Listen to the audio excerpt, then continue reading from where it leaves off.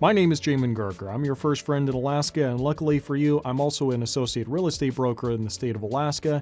And today, I am here to give you a market update for what's going on in the Matsu Valley. Now, in the Matsu Valley, this is the biggest real estate market in the entire state, just because this is where all the new construction is happening.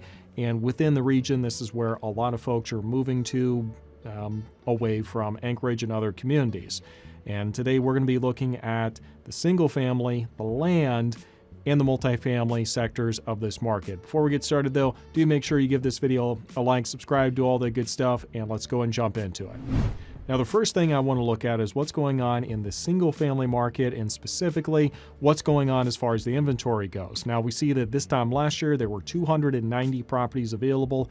Now there are 364 properties that are available. Now, this is a great increase for inventory, and we want to see that trend hopefully continue going up.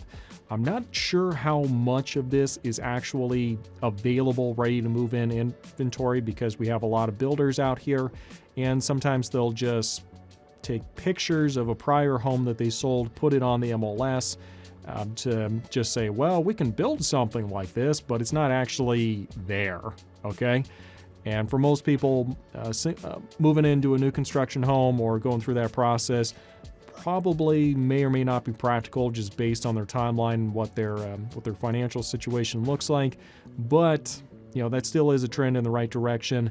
But all that being said, 364 is still drastically lower for the inventory of what we see prior to COVID, because normally we'd see anywhere from about 600 to 550 to about 600 properties available on the market. So you can see we've still got a long ways to go, but that's still a great step in the right direction. The next thing we want to look at is the number of properties that have actually sold during the month of February, and we see that this time last year it was 93, and this year it's 90. So not a whole lot of movement there one way or the other. I will say though that normally we'd see anywhere from about 80 to 100 properties being bought and sold for the month of February. So being at 90, that's kind of par for the course. And the years where they had 80 to 100 properties actually being bought and sold are the years where they had almost double the inventory. So that really does speak to the demand for real estate out in the Matsu Valley. Now, looking at this next graph is the average sold price year to date. Now, year to date is just what it is. We've still got a long way to go on this year, obviously, if this is just February. But what we see is the average sold price went from approximately $413,000 to about $430,000 this year, which means we're sitting at about a 4% increase for the appreciation, which that's about what I would like to see for appreciation in the Matsu Valley. There was a time there where it was double digits, at least for a couple of years there, and the prices just shot through the roof in no time at all, because you had a lot of people getting away from Anchorage and other communities. And the Matsu Valley is really the best option at that point, because you can live in the Matsu and commute over to Anchorage to actually do the work for a higher wage, and then go live in the Matsu Valley where the cost of living is lower. Now, a lot of people decided they just wanted to do that, and the prices just went up, went a little crazy there for a bit. So I'd like to see this good, consistent 3, 4, maybe 5% increase in the appreciation, because that's sustainable, and that's kind of what a healthy market does. Not this double-digit stuff. Let's leave that to California. That's not really what we do here in Alaska. Now, looking at land, we see the availability went from about 590 pieces of raw land last year to 475 properties available this year, which means we are seeing a decrease for the number of pieces of raw land that are available. And that sounds like a decrease, and it actually is a lot more of a decrease than what it sounds like, because normally we'd see anywhere from about 960 to about 1,050 pieces of raw land available on the market. We're sitting at about a third of what we normally have for the inventory. Well, we'll say about, 30, 40% compared to what we normally have. So not a whole lot compared to what we normally have is the big thing. And I'm not really expecting that to change anytime soon. Now, the next thing we see is that the number of pieces of raw land that have actually sold went from about 45 properties this time last year to 38 this year. Now this is actually about par for the course. Normally we'd see anywhere from about 30 up to about 50 pieces of raw land actually selling for the month of February. So we're right about where we should be as far as that goes. Now looking at the average sold price, we went from approximately $85,000 this time last year, year to date, to about $110,000 this year. So that's a pretty sizable increase there. Really what I think is more happening, more than that being a direct reflection on the rate at which the value is going up on these pieces of raw land. I think really what it's a reflection of is just a large piece of like commercial property or something that's like 100+ acres sold recently, and that's kind of thrown the data off.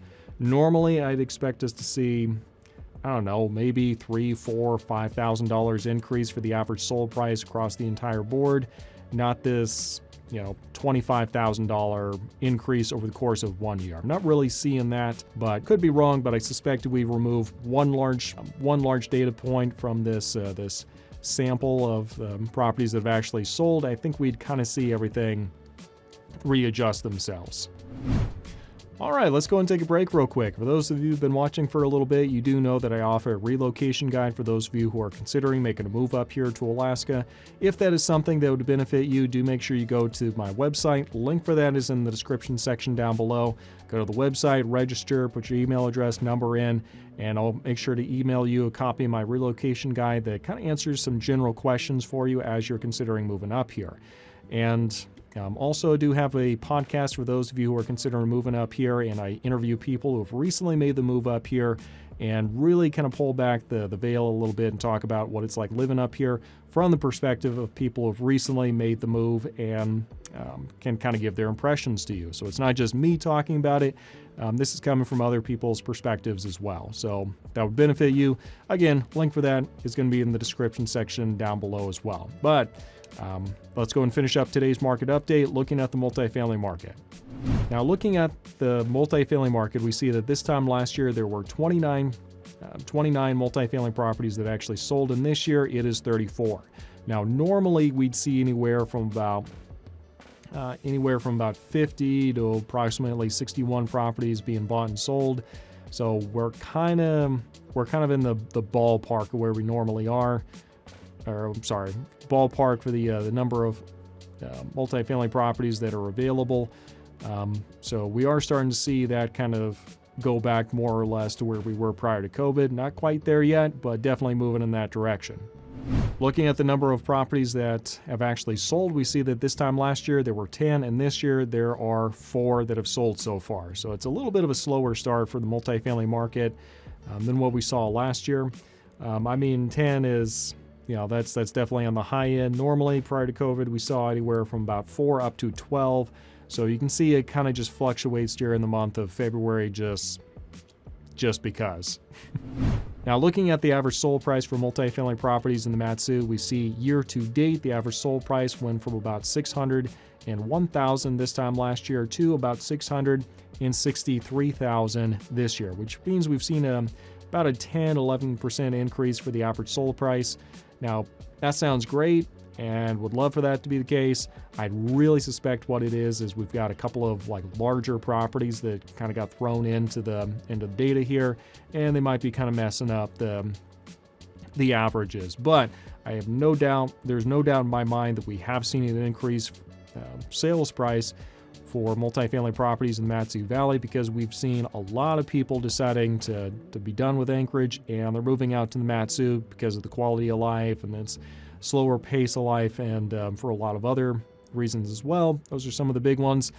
And for that reason, we're seeing more of a demand for multifamily properties, and being a landlord is something that is profitable. So if that's something that you're wanting to do, that's kind of your skill set, you can be a landlord and manage stuff, then it's multifamily properties in the Matsu Valley is kind of calling your name. But that's what we're seeing right now as far as the multifamily properties go. Now, just in general, for summary here, we'll do one for buyers, sellers, and investors. So for buyers, there's a lot more properties available here in the Matsu Valley than what you're going to see anywhere else in Alaska. Like, it is not even close.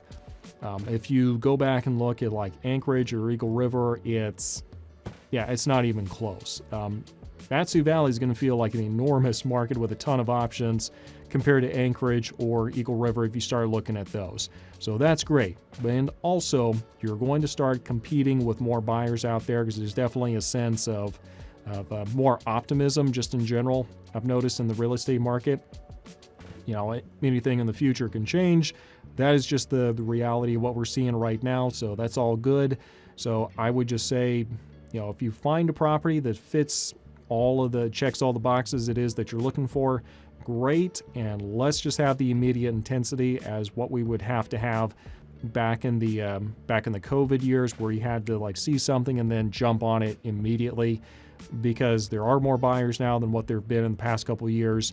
And we may or may not get the luxury of having a couple days to, let's think it over. Let's look at, 2 or 3 more houses before we make a decision.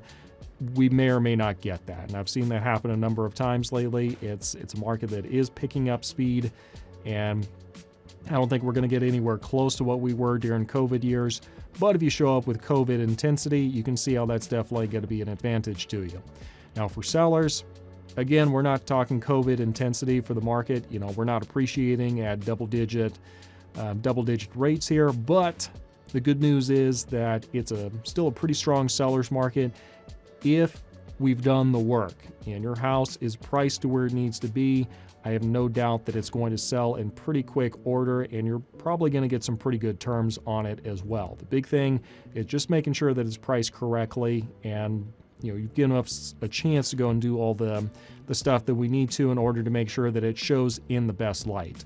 For investors, the biggest thing for y'all, as usual, just make sure your numbers actually do balance out on the deals that you're making, to make sure you have margin. So if anything does break down at your property, you can take care of those and you're not stressing out, and your tenants aren't having to deal with with kind of a lower quality of life just because you couldn't budget correctly. Sounds a little harsh. Ask me why I have that strong opinion. But this has been your market update for the Matsu Valley. Thank you very much for watching. Also, real quick, I do actually make the majority of my income on actually helping people buy and sell real estate. So if you're looking to making any kind of move or purchasing or selling real estate in the Valley, do feel free to reach out to me. I'd be more than happy to help you. I do, in fact, make most of my income, like I said, on real estate and not YouTubing. That's kind of the downside of improving the quality of the studio and everything here, is people just kind of assume that YouTube is the main hustle at this point, and it is definitely not. So if you need help, reach out to me. Be happy to do that. That's a great way you can support me for all the work and time that goes into creating these videos for you. But thanks for watching. We'll see you next time.